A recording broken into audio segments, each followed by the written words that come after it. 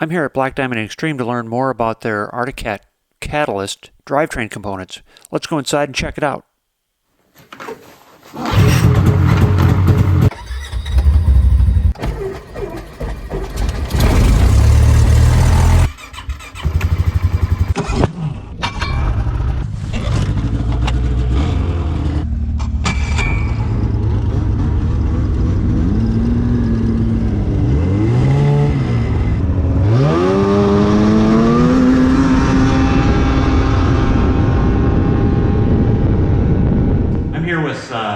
With Brady at Black Diamond Xtreme, and we're going to talk about clutching today on the Catalyst.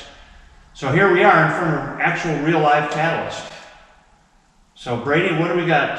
What does Black Diamond Xtreme offer as far as clutch kits and modifications? And so for clutch kits, we'll start on clutch kits. Clutch kits will have your standard mountain clutch kits, your standard trail clutch kits, and we'll actually have we call it our backcountry low series. So it's for like mountain machines or like a longer riot, just something with more load on the track for low elevation. So like guys that want to ride the UP or want to ride a riot and do a little bit more off trail as well as on trail stuff too. Full clutch kit, helix, secondary spring, and primary weights, which we use the magnetic adjustable weights with the magnets in them. Yeah, I've got a set of those. And then the helix, do you make different helixes? Yes, yep, we can cut.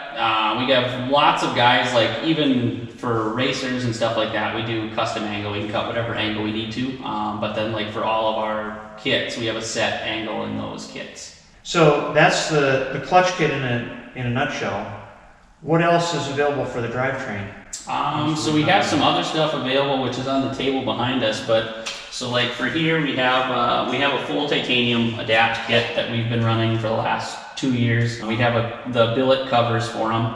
We have the 7075 Spider that goes inside the secondary.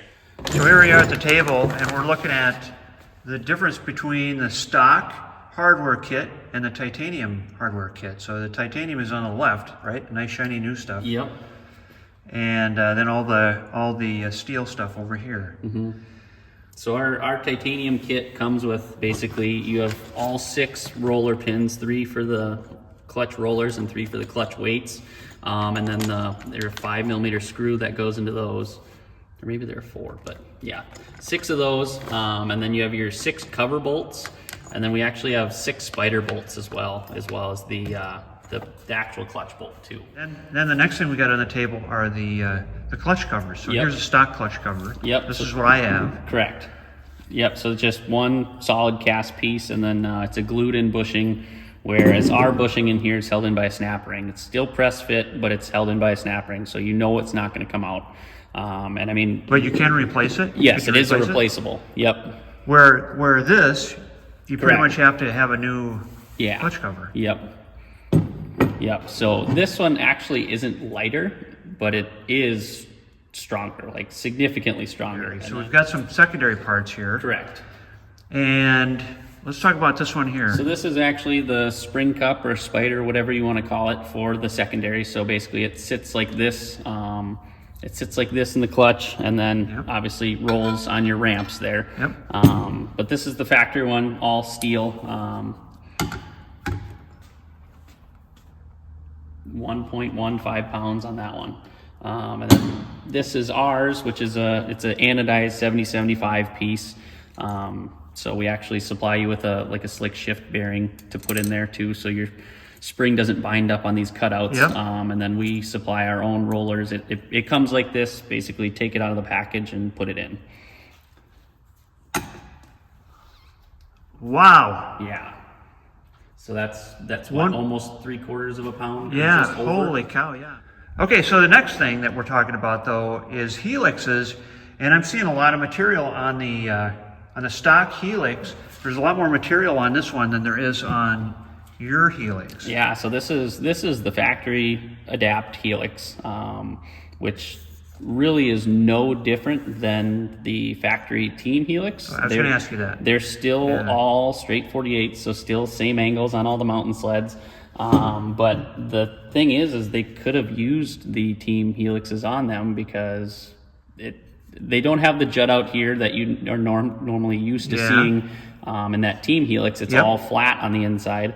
But that's a big chunk of weight that you're throwing around. And I mean, get up to 8,000 RPM, that's moving a lot. So yeah, 1.83 pounds on that one, and ours is 1.25, so it's significant there. And like I said, when you're throwing it around at that much RPM, it just compiles that much more. So then also with the drivetrain modifications, we've got a couple of modifications here.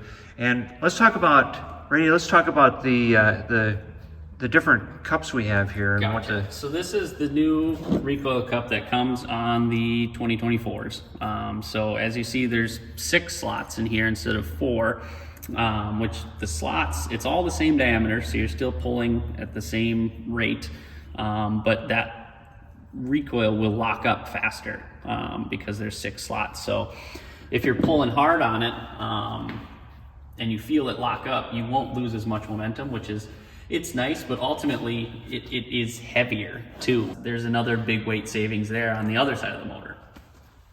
All right, and then for the springs here, we got springs, but really there's no weight difference. It's just different rates for the springs. Correct. Yep. Which, like I said before, we're using different rates in different applications. And just for weight savings, we also got on the table the inertia ring that you get with the.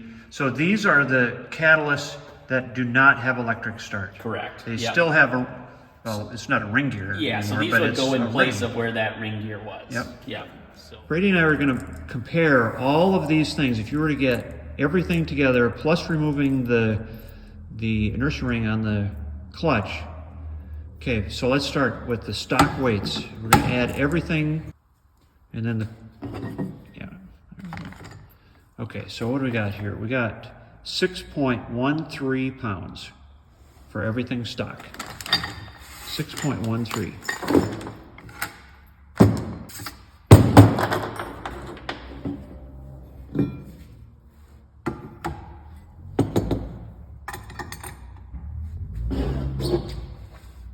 Sorry, I didn't mean to stand your way there.